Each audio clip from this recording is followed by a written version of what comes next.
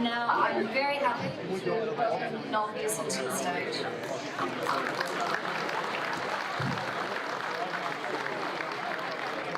Noel, I'll give a bit of background. So I've spent 30 years as a journalist and now run a public relations company. But in my time as a reporter for Channel 10, Channel 9, Channel 7, I've interviewed Noel on and off on news stories over the years. So it's a privilege to sit here today and have a good 20-minute plus chat. And after that, I invite all of you, if you hear Noel say something or you have your own questions that you would like to ask or explore further, please do. There'll be 2 volunteers with 2 separate microphones on either side of the room that you can join the conversation, ask questions. But I thought I'd start, I know your background and I think a lot of people in this room would. Ian certainly gave you a huge rap. But I thought if you can just explain to us a bit about your background and where you've come from to be where you are today. Okay. Good afternoon, everyone, and thank you for this great opportunity to talk to you about this worthy cause that Ian conscripted me on a couple of years ago. I'm a big follower of Ian Hyman, great admirer of the extraordinary work he does in this field. I'm from Cooktown. I was born in the Cooktown Hospital and come from a mission nearby called Hopevale that was started in 1886 by a 19-year-old German Bavarian who stayed for 50 years. And without him, we would have been goners. The scene after the gold rush in 1873 was dismal by the time the missionary arrived. We were really on the ropes. And so this young Bavarian turns up and he decides to make our mission the purpose of his life. And so I'm a beneficiary of that, as was my grandfather and father. I grew up in the mission, went to the school there, a Lutheran mission, and ended up at the Lutheran College up the river.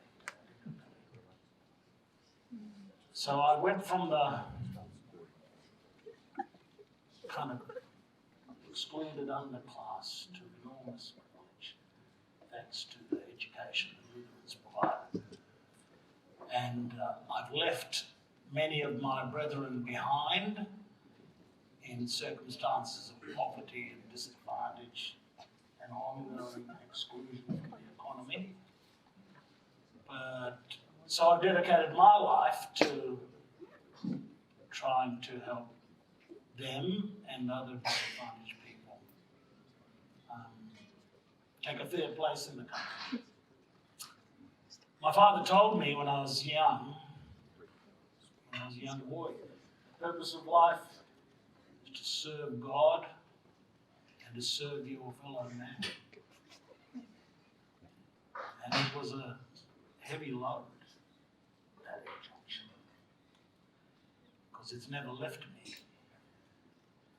My father set the purpose of my life very clear, and it's been a real, sometimes a great impost, because there's not much room for looking after yourself in that formula. Nevertheless, that's my background. Went to an enormously good college down the road, just a completely privileged education. Went to Sydney to study law and history. I read history at the Sydney University and law at Phillip Street in Sydney, and I think of all the enormous opportunity that's opened up to me, so many choices. One thing I learned from my father and my community and from my own experience and from watching Asian Australians, wondering why they succeed so well. And that is, walk a narrow road when you're young, when you come into your adulthood, the world opens up. Full range of opportunities. If you have discipline and you respect your elders and you work hard forego some rewards now for later reward, then you put yourself in a position to have full access to choices. So that's the message that I'm imparting to young people in Cape Peninsula, that Australia is a country of enormous prospect for them. They come from a people who have been excluded, and they face very large barriers, but the formula for success lies in personal responsibility plus opportunity equals success. It's interesting because you say you respect your elders. Do you think that that is largely lost? Well,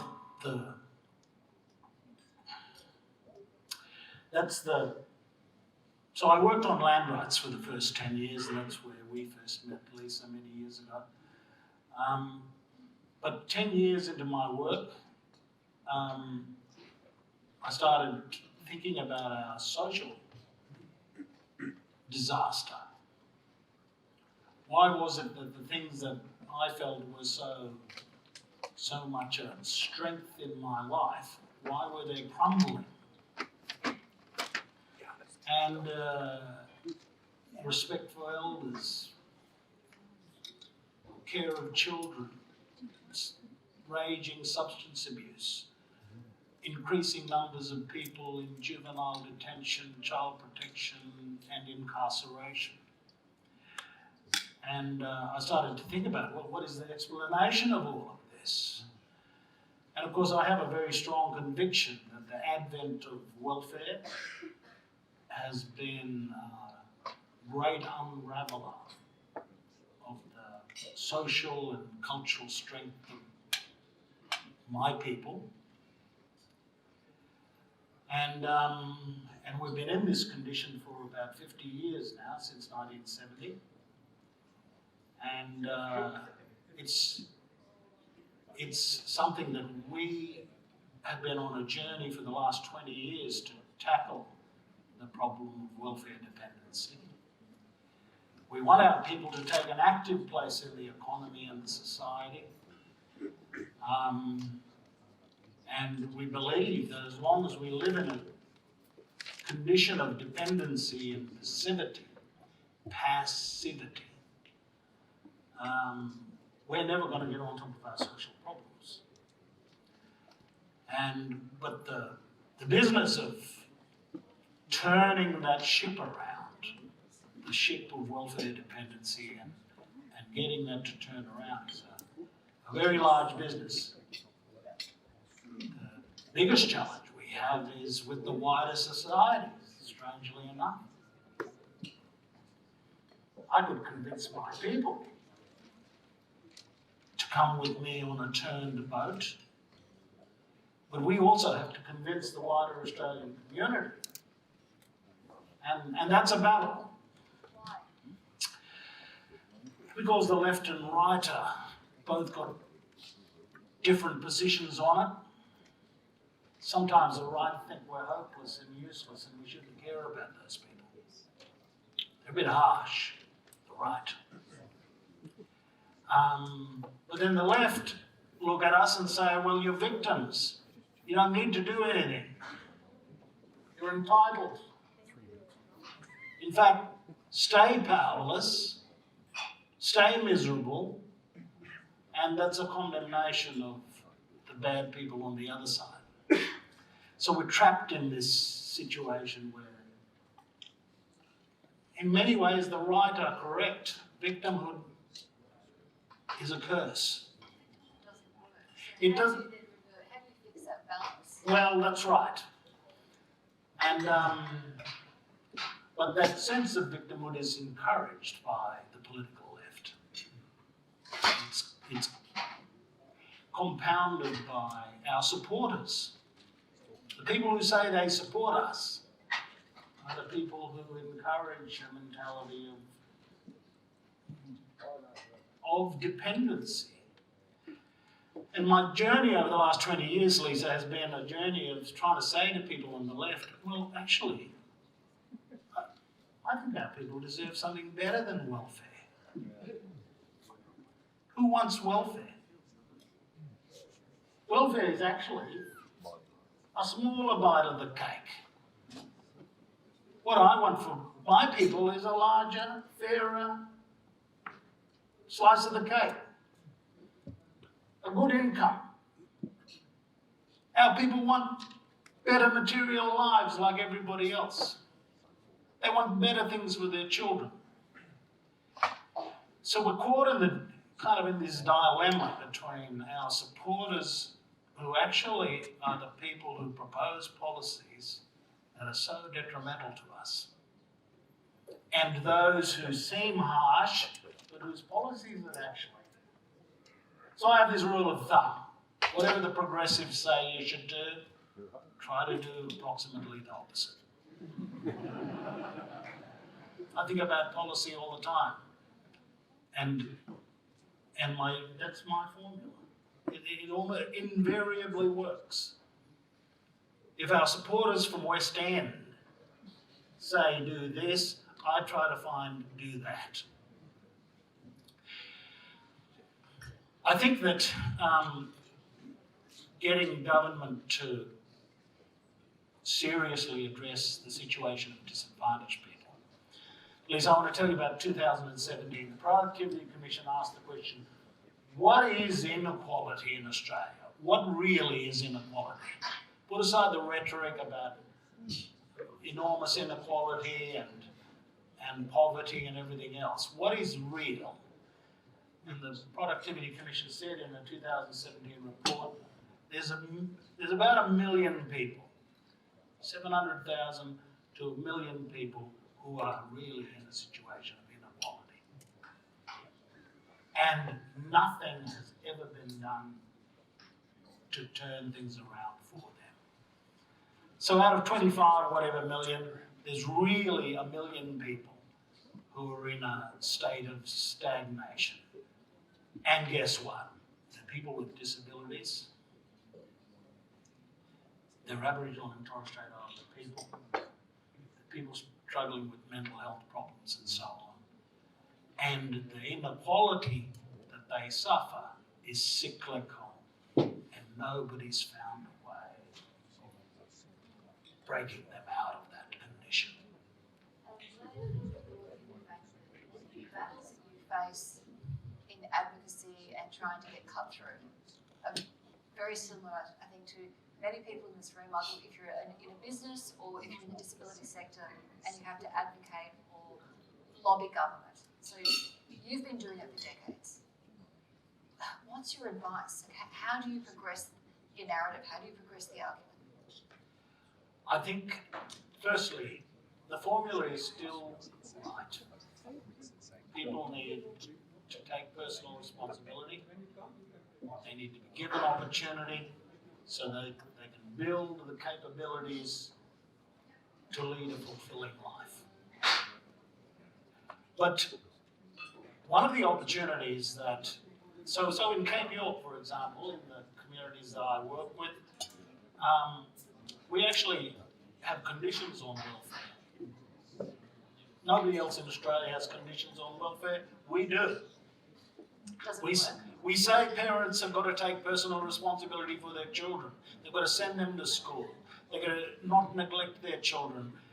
Welfare has got to have conditions attached to it. We firmly believe that. There's a large portion of society who's railing against that. Absolutely. And they think that unconditional welfare is a right. And whereas in the reforms we've pursued in Cape York, we believe that welfare, the starting point is that welfare has got to be conditional. It's got to be conditional on personal responsibility. But the next part of the equation is a real challenge for all of us who are looking at this situation, right? All of us who are advantaged, and we're looking at this situation play out. This next principle is opportunity. And we've got to be real about opportunity, we've got to be honest about opportunity, we've got to be completely clear about opportunity.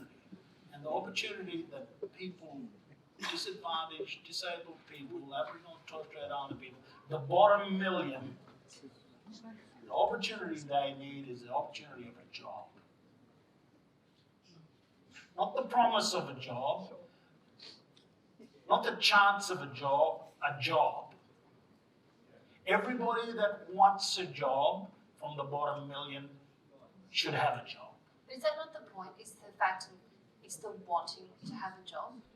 There is an element of that, but a large element of it is just the non-availability, the non-provisioning. So how do you change that? Well, as an advocate. Okay, as an advocate, 20 years later, I think that the community and private sector can make more jobs available for the bottom million.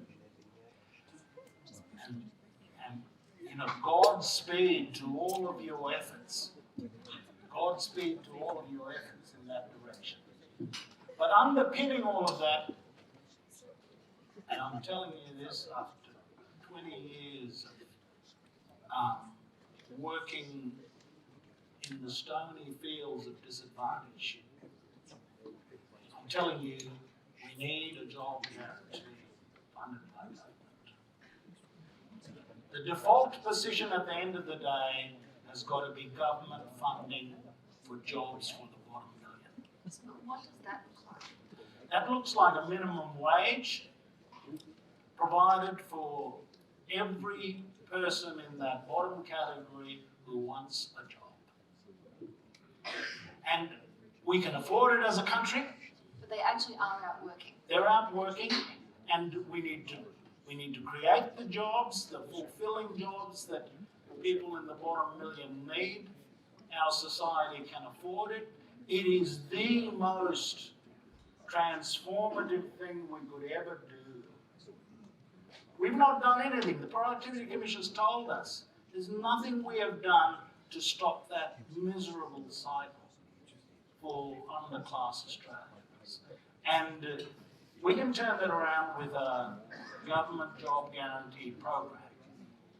Instead, what we have been doing as a country, we have allowed 2 to 3% of the country to be perpetually unemployed. And we have allowed this to happen for about 50 years now. But is that not just a work for the dole? Well, it's more that for a start, it's on a minimum wage. It's got to be more money. So the dole is a terrible condition to leave people. Who could live on the dole in this room? We couldn't. We wouldn't survive 5 days. That's the first thing, the amount of money. It's got to be a minimum wage. Professor Bill Mitchell from the University of Newcastle designed a job guarantee on a minimum wage because that is the one argument that's been held against a government jobs program, namely its effect on labour inflation. That's the argument against having a government-funded jobs program, its contribution to labour inflation. Well, Professor Mitchell says, no, if it's on a minimum wage, there is no inflation. That's right. That's bullshit.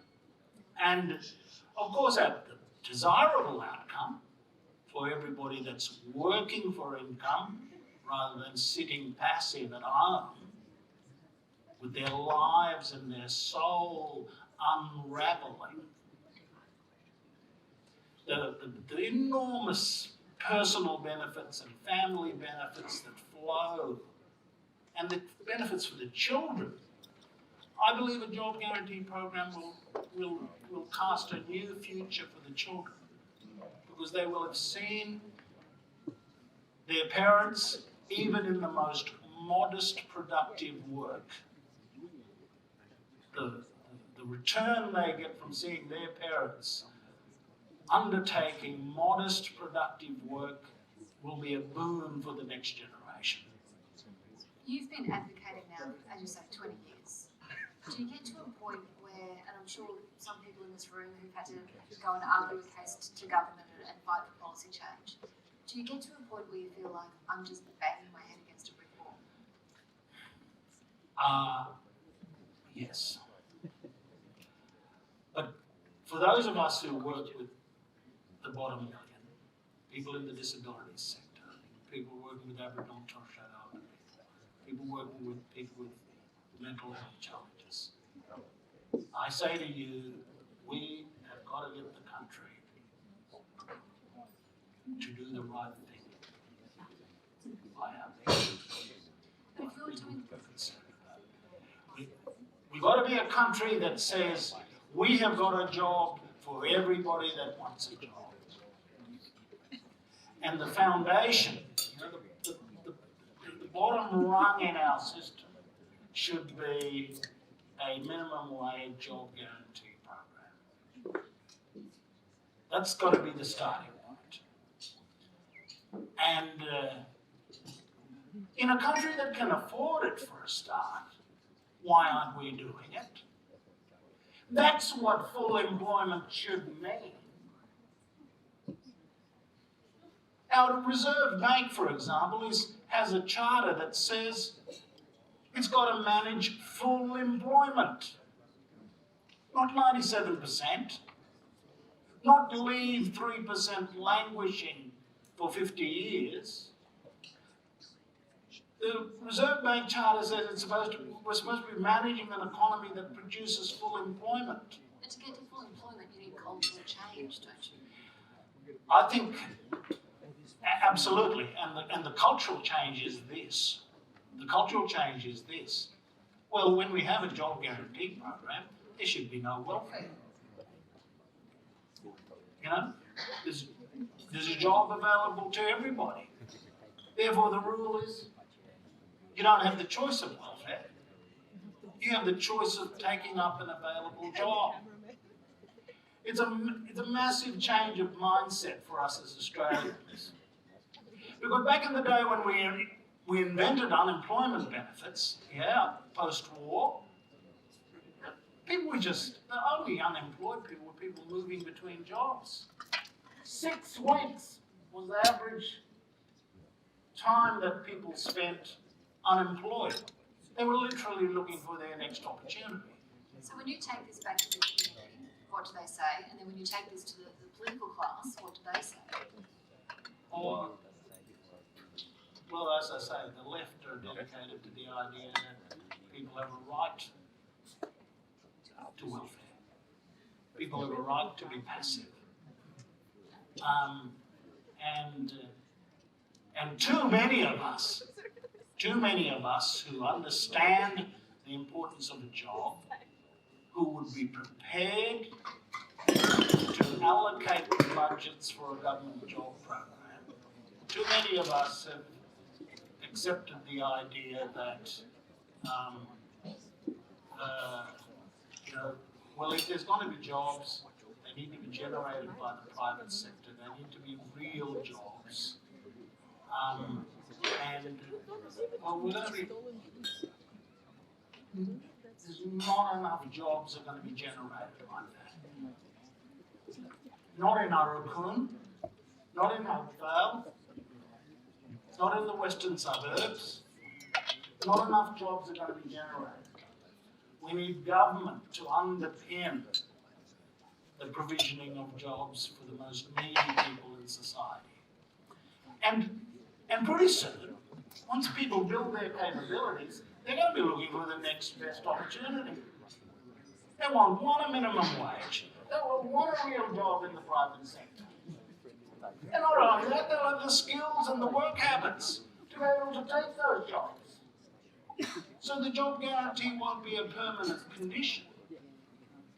It'll be, Bill Mitchell, the economist, said that this whole idea came to him when he saw the wool stores, the old red brick wool stores. The unemployed wool was stored in these red brick sheds down the road here, down the river. The unemployed wool. And when the opportunity, when it needed to be released out to the market, they released the wool out of the market. He said, Eureka! That's the way we should think about employment. A government jobs program would operate like a woolshed. It would take in the unemployed, and then when the business cycle produced more jobs, you could release those people out of the job guarantee program into the private market. Talking about government, and I know this is a hot issue for you at the moment, but as far as representation goes for Indigenous Australians or First Nations people, do you think that there are enough in Parliament, and does there need to be a concerted effort to change the way that that's structured? Yeah, I think the policies that, you know, in our system of government, there are certain powers exercised by the Parliament that only apply to Aboriginal and Torres Strait Islander people. There's certain powers of the Parliament that only apply to one group of people. And in the exercise of that power, the Parliament should receive the advice of the people affected. I would argue, and a lot of people would argue, there are already voices from Indigenous people on the floor of Parliament. Why do we need to change it? Those Indigenous people actually, you know, properly speaking, we shouldn't even think of them as Indigenous representatives. They're actually representatives of the seat of Hasluck, which Ken Wyatt is the member of Hasluck. Black, white, Brendel, Asian, everybody. That's what he's supposed to be. He's not just there for the handful of blackfellas that live in Hasluck. And same with the senator. Say Senator Dodson in Western Australia. He's a senator of Western Australia. He's got to represent everybody. Whereas this question of advising on the exercise of a specific constitutional power that applies to Indigenous people, which the Parliament has, needs Indigenous advice. And that's the proposition for recognition that is on the table. An imperative, you know, the motivator for recognition was laid out by John Howard in 2007 on the eve of the federal election.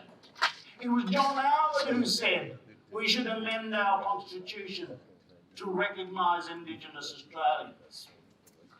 So this whole recognition agenda that's gone on now for 14 years has been the subject of 4 parliamentary committee inquiries, 3 national consultation processes. All of that was kicked off by John Howard on the eve of the federal election in 2007.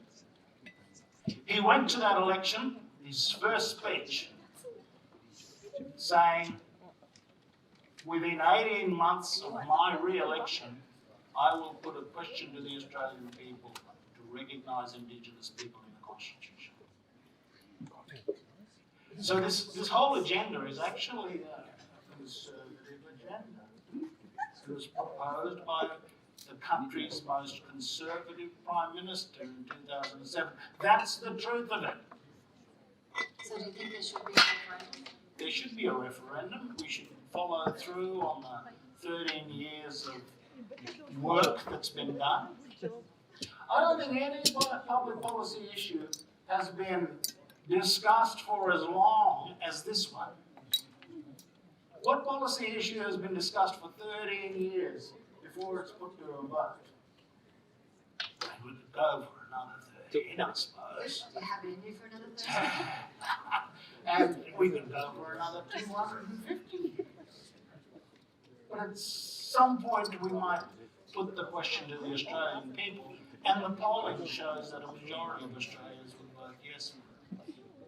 Do you think, and I want to open up the floor then to other questions, but when you look at Australia, you look at the discussions that are held around Australia Day, or the debates that are held, do you think we're a racist country? Or do you think that we're above, we're better than that?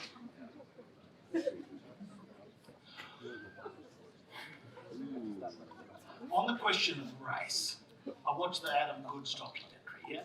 Some of you have seen it. And after watching it, I thought to myself, yeah, okay, race has got 3 parts in Australia. 1, the original sin. In a way, it's one of the biggest.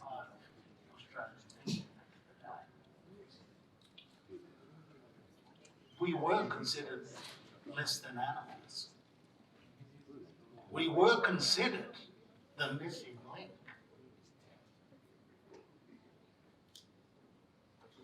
You know, old racist ideas were part of history of Australia, but I don't think that's the racism today. The second part of racism is actually, I think white Australians are a bit troubled about blackfellas. They're a bit disturbed about that. If we recognise the blackfellas, what does that say about us? Do we have to go back to England? What's my place in the country if I recognise blackfellas? And I think that psychological turmoil erupts into anger and defensiveness. I'm an Australian too. There should be one law. We're all equal. Why separate treatment? So this whole question about it, where the hell do we fit the blackfellas into our idea of Australia? That's a very disturbing thing. I don't think that's racism. I think that's psychological uncertainty. The third part of this whole racism thing is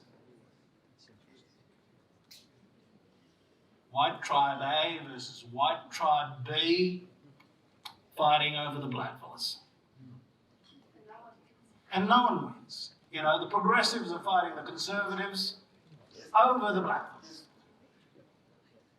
How do you, after all these decades, take the fight up? How do we?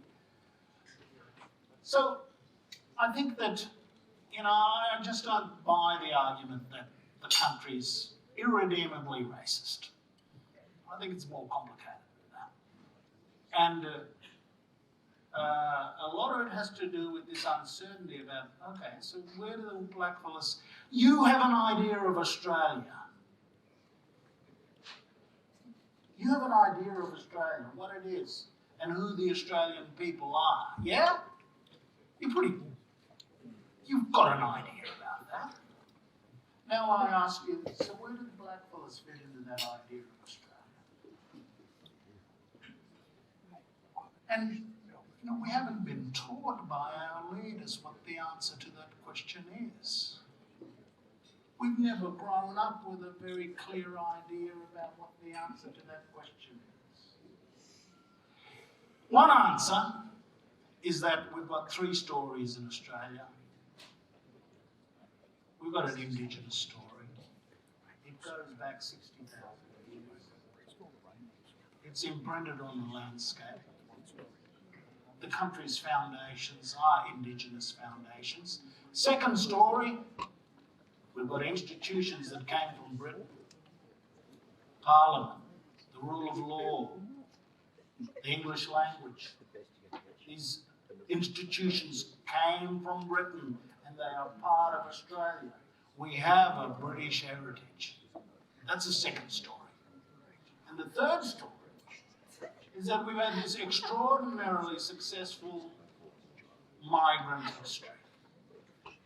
It's a triumph of the multiculture. That's what Australia is. It's those three stories that make Australia. The Indigenous heritage, the British institutions, and the multicultural triumph. That's the story of Australia. But who in our leadership has ever played that back to us and answered the question about who we are?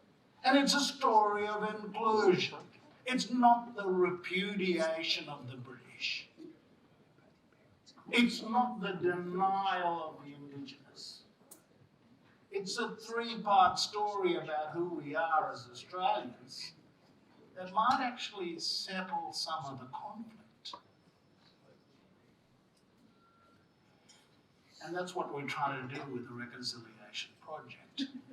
It's to recognise Indigenous people, bring them in out of the cold, honour their story, whilst at the same time recognising that we are a country with a special connection to our British heritage and that we're a fantastically successful multicultural country. That's what we're trying to achieve with the recognition process. And we could have an Australia Day, still on the 26th of January. Why? We can't deny that. But on the 25th of January, we might recognise, on the evening of the 26th, we might recognise that the day before Australia, the Aboriginal and Torres Strait Islander people lived here for 60,000 years. Like that, it's far more that you've taken the sting and the conflict out of Invasion Day versus Australia Day. Absolutely. And so one of the ideas that, there's not many smart ideas that the leader of the opposition has. One of the ideas that he has that it actually is a good idea is that we run this referendum on the 25th of January. And we tie together the day before and the day after. We have the day that recognises the Indigenous heritage of the country on the eve of Australia Day. Because we can't wish these things away. We can't deny and write out our history. But what we need is a leadership. America would have unravelled if Abraham Lincoln hadn't explained America to itself. In the Civil War, the country would have unravelled if Abraham Lincoln didn't explain America to itself. They say about the Gettysburg Address, it's the words that remade the nation. Countries need things like that sometimes. They need their leaders to explain and show the people who they are and what they are. And that's what I hope our leadership one day soon will do to the country. If we reach the moment of recognition, we will have a view of Australia that we've never had in the past. And it's a view of Australia as these three stories that are intertwined, that make us a one people. People sitting here who deal with the disability sector, that inclusion message is so important. That would resonate as well. And I tell you, those of us who are advocates for the bottom million, and I feel common cause with you, I pay absolute tribute to your faithfulness to this sector. And I say to you that we've now got to move to another phase. We've got to move to another level. We've got to move to the idea that everybody that wants a job should have a job, should have access to a job. Not just the possibility of it, not just the chance of it, the actuality of it. And the best way we can guarantee that is if our government, I used to be like you. I used to be like you guys, skeptical about it. A government jobs program. Yeah, painting rocks. Yeah, gammon jobs. Well, yeah, well, we actually obliged our young people to go down to Victoria prior to COVID, to take the jobs. We believe that with our welfare reforms, we actually had young people down in South Australia and in Victoria taking the available jobs at abattoirs and fruit harvesting. But I think if we had a national job guarantee scheme, the concomitant, the thing that would have to match a policy like that, is that, well, you don't get welfare if there's a job available to you. I pick it up, we've got a couple of minutes. Anybody? Yep. Okay, Billy, throw it out Get the there. microphone to the back, please. He's one of your mates. Up there. My own. Hello? I actually got two questions. In relation to the, Can you hear me? In relation to the jobs guarantee, what's your view on a universal basic income and the deregulation of the labour market? And my second question is, I've heard you say before in the press that you said that change only happens when the Conservative Party of Australia gets behind it. Is your view that that's still, you mentioned John Howard before, with the current state of Conservative politics, do you think that change is still possible with the Conservative government in Australia? Okay. On the UBI, no. There's a whole lot of intangible benefits that come from work. The social, personal, psychological benefits that come from work and not just income that make me a strong opponent of UBI. I don't think we would get the cultural and we won't get the social change that comes from a job guarantee program if we had a universal basic income. So I'm opposed to that. And on your second question about, yes, we do need the Conservatives. My entire agenda for the last 15 years has been to get the Conservatives on side in relation to recognition. Recognition has to be a Conservative project. The changes we make to the Constitution have to be Conservative. I don't tear the thing apart. The Constitution's a very successful document.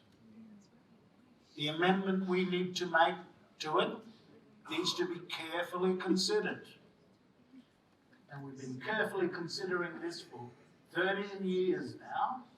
We've had so many processes, and all of that process, including a wide range of radical ideas and conservative ideas, that's all funneled down to a single idea of legislating an advisory voice to the government and the parliament. That's what it's all led to. I've always said we need to get, my fellow campaigners, they go to West End and try to persuade people from the left to come on board. I try to go to the far right. I've got to bring people at 4 o'clock, not 7 o'clock. I've got to bring people on the 4 o'clock on the political dial. And that means decent people from the right. We're going to create common cause with them. Because changing the Constitution requires 80 to 90% of the country to come on board. Not 30%, not 50%. We're trying to get 80 to 90% of the country on board. And so that is why I believe that you need Conservative leadership. It's still my argument in answer to your question. I believe that Conservative leaders can carry the country in favour of a reform like this. But do you think as the modern generation, I'm 36 years old, in my lifetime, I've only seen John Howard roll back the Mabo reforms and they've done nothing since then. Do you still think, so it's not Malcolm Fraser in the 1970s, this is the current Conservative Party we have in Australia. Do you still think they can get it done? Well, we need leadership. If it was a 51% challenge, then no. We could just wait for Labor to get in. Whenever they get 51%, we'd succeed. But changing the Constitution is not like that. We've actually got to get a majority of voters in a majority of the states. That's what That's what our constitution says, a majority of voters in a majority of the states. So our campaign has got to be premised on the idea that we're bringing large swathes of conservative Australians on. Next question. There's another farm up down this way. Stop.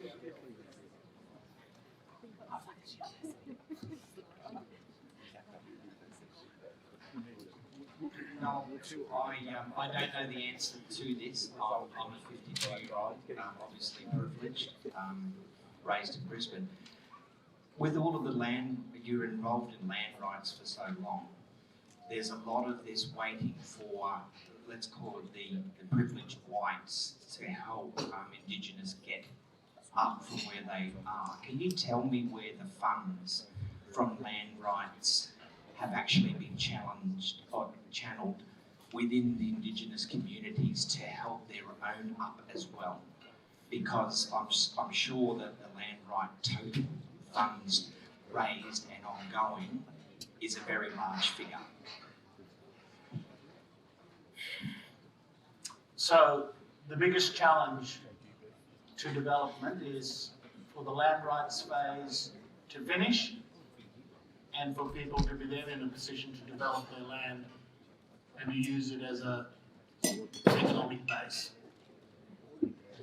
Now, we've been 30 years in Cape York settling native title claims and land rights claims. We're now almost at the stage where really the land claims are going to be behind us, and what's in front of us is, well, what do we do with the land? How do we make this asset work for us? And so we're now kind of swinging into the main game, really, about how does Indigenous land become a source of development for people. And there are significant challenges involved in development on Aboriginal land. And I could go all afternoon and tell you what those challenges are. But, I think we're on the cusp of how it is that we move from a land rights phase to a land development phase. Anybody else? I'm pushing time now. Sorry, this will blow over. Oh, so Noel, what about the royalties where there's immediate money, not just straight, here is the land? I'm just wanting to know how the money that's being generated from communities already is being used. Oh, it's not a good story, I don't think. I think that the opportunity to use funds that are returned on Aboriginal land in the most productive way requires law reform. And it's the big challenge we have is that Aboriginal land and culture is communal. It's owned by the whole tribe. And you try to develop communal enterprise, how do you reckon you go? So we've got to find solutions to how do we use a communal asset for economic development. If there was private ownership, you can understand it could happen very easily. You just put the horse on this, you put the saddle on the horse of self-interest and off it goes. Whereas in a communal situation, we have got significant challenges, right? We have an ancient culture that is communally based, that is, all of us in the room here own the tribal land. So who's gonna run the enterprise? Who's going to make the money? Who's going to grow the cake? And how do we cut the cake? See how we go as a group. Yeah? So those are the challenges groups face, and Indigenous peoples in different parts of the world have worked out ways of solving that problem. Because, how do we allow private enterprise to develop amongst communal people? And, it's not an easy answer, but people have found solutions to these issues, and we're now embarking on that phase in Cape York. Anybody else? Noel, you talk about change happening when there's unity between both sides of government. Are you planning to run for a position at any stage